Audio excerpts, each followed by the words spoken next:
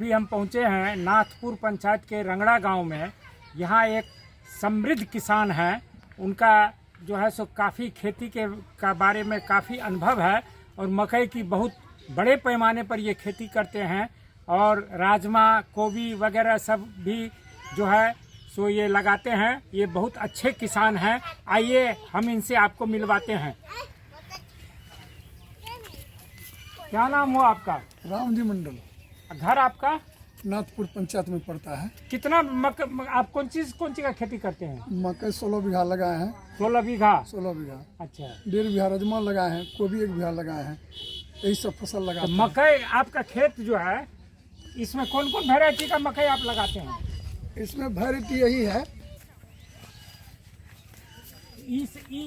कौन वैरायटी की मकई है आपकी? न अगला वाला है, ये दूसरे का है। ये मेरा मकई हुआ, देखो बेटा गिरना है। आइए इनके मकई का प्लांटेशन दिखलाते हैं आपको।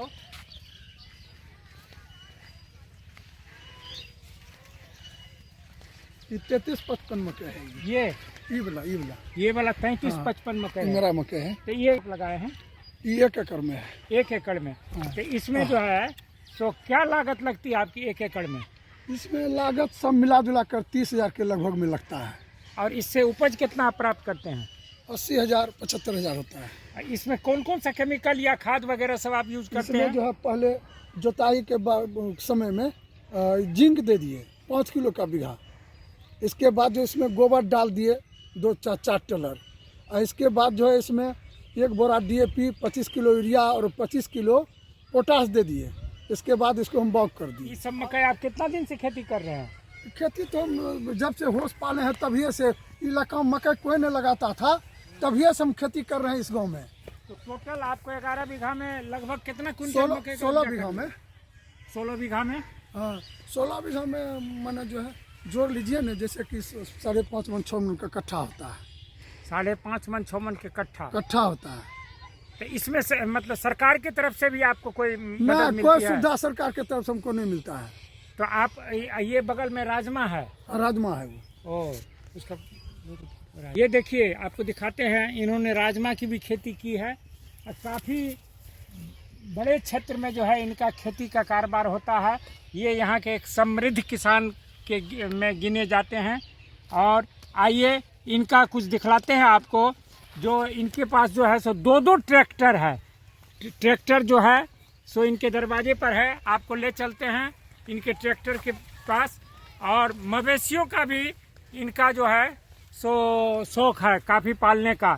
इनका कहना है जो मवेशी इसलिए पालते हैं जो खाद के रूप में ज़्यादातर जो है सो ये गोबर का ही प्रयोग करते हैं।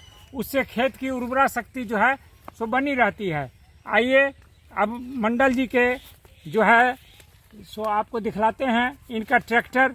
ये अभी एक तो पुराना सा ट्रैक्टर है, एक नया वैरायटी का ट्रैक्टर है, नया किस्म का ट्रैक्टर है। महिंद्रा का ये गाड़ी है। ये गाड़ी अभी इन्होंने हाल में ही जो है सो खरीद किया है। धनतेरस को रोज लिए हैं। धनतेरस के रोज जो है सो ये गाड़ी खरीदे हैं। आइए मंडल जी, आपसे मिलकर के बहुत खुशी है और जो है आपके ट्रैक्टर का भी अवलोकन करते हैं।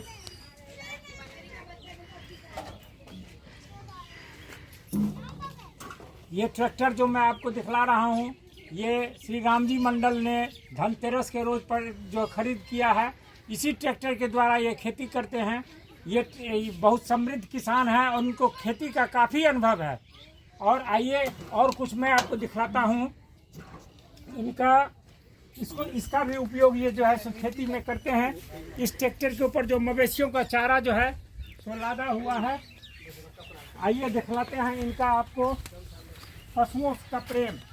ये जो है अपने दरवाजे पर काफ़ी मात्रा में गाय भैंस वगैरह सब का पालन करते हैं और इसी गाय और भैंस के गोबर से ये खेत में खाद का भी प्रयोग करते हैं। और ये देखिए ये एक मशीन है जिससे इन मवेशियों का चारा जो है ये काटा करते हैं। और ये मशीन द्वारा ऑटोमेटिक, चूँकि मेहनत कम लगे और मशीन के द्वारा ही जो है ये कटिंग होता है।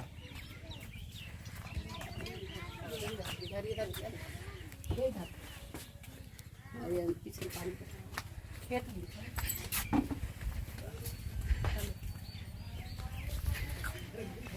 ये देखिए, ये एक मशीन है जिसको रेटावेटर बोलते हैं।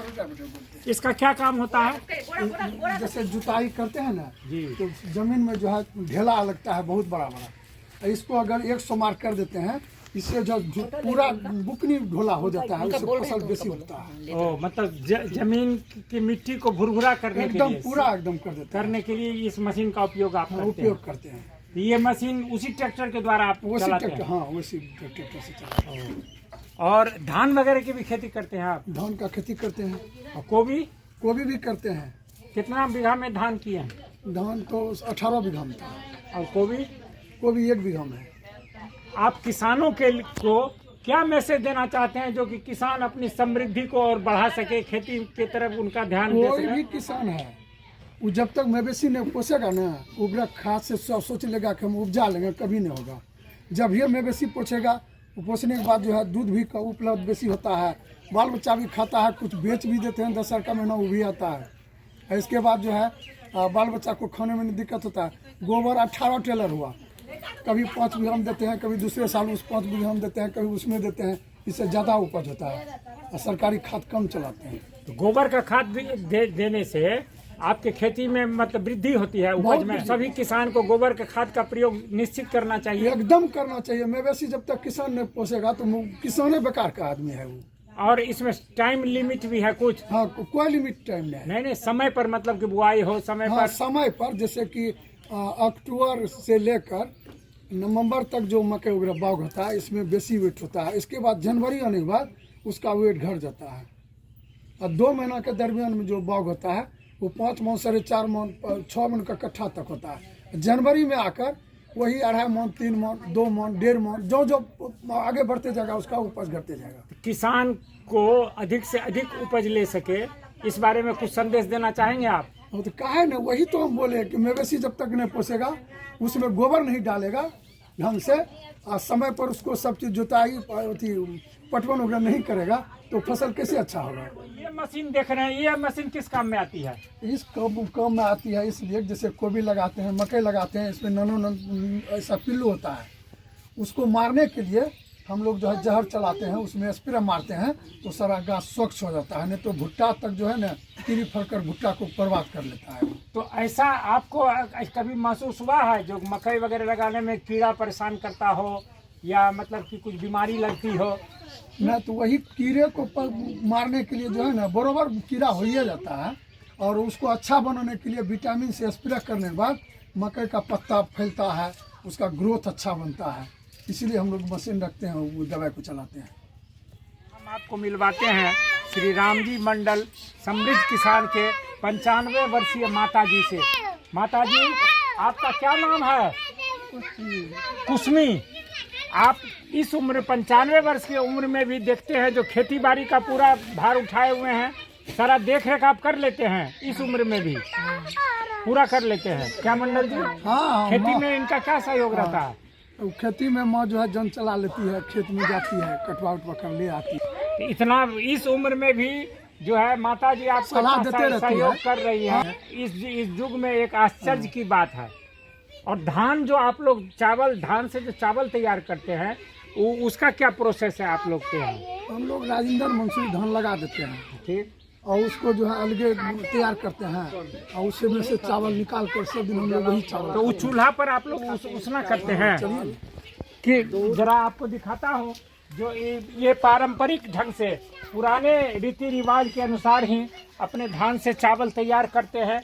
आइए देखिए इनका जो है सो किस प्रकार जो है, ये एक चूल्हा बना हुआ है, और इस चूल्हे पर ही इस धान को पानी में शायद फुलाया गया है। हाँ, इसको फुलाते हैं पानी में जी।